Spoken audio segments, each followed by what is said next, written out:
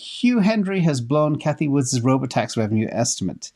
I am in Tesla. What do you think? So I had to watch the video. It was very funny. I will drop a copy of that video if anybody did miss it.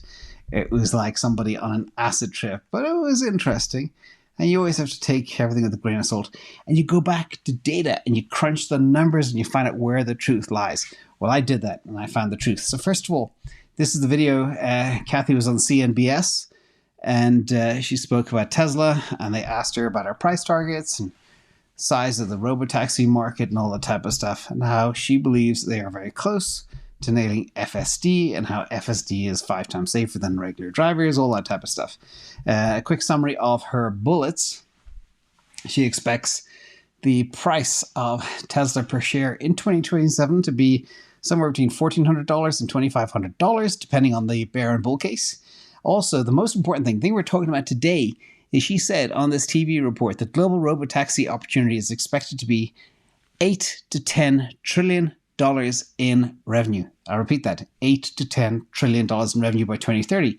And this, she said, is a significant opportunity for Tesla, as it is one of the leading companies in the development of self-driving cars, robotaxis for the rideshare business, whatever you want to call it. And Tesla's self-driving cars are, of course, safer. Mentioned that too. So it was that $8 to $10 trillion in revenue that made Hugh Hendry laugh a little bit. This is a clip of the video.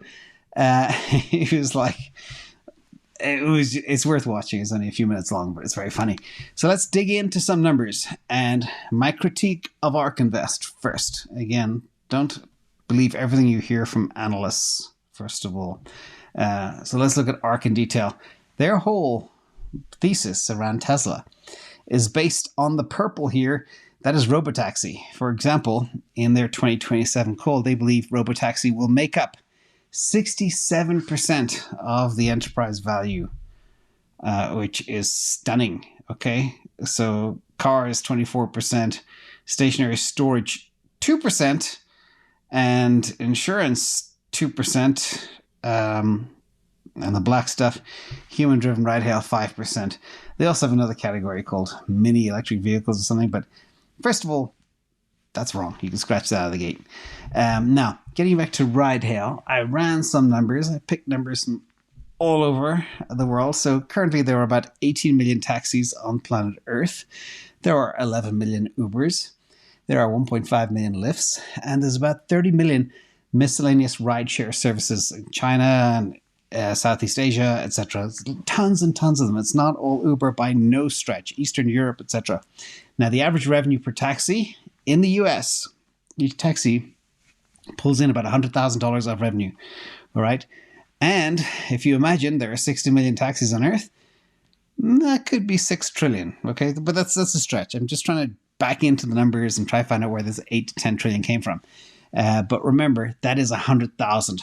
Taxis are a lot cheaper in other parts of the world. That's kind of like a New York City taxi, which is top on Earth after, of course, Stockholm, Sweden, which are very expensive taxis.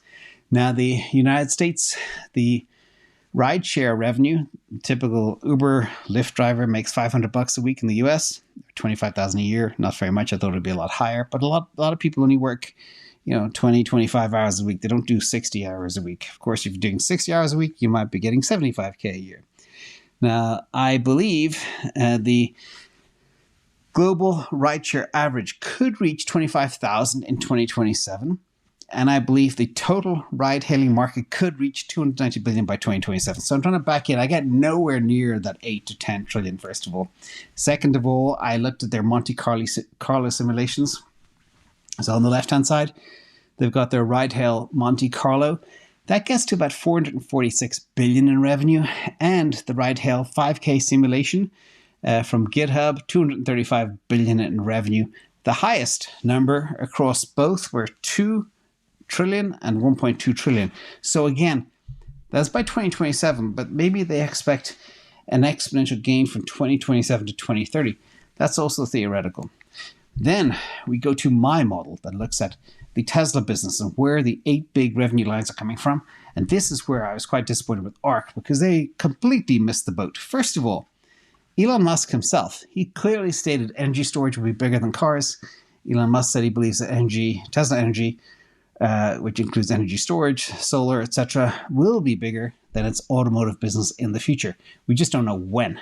So, but I modeled stuff out. So here, Mega Pack business, 23.6% of business. I think they had 2% for, or a very small percentage for ARC.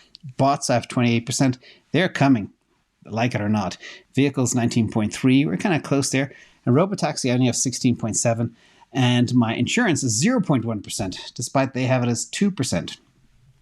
So that's kind of crazy. So my model has 16.7% attributable to 2030 to Robotaxis. They have 67%. I love the combination of numbers there. In addition, my rev, this is the model I have for Robotaxi Simulation.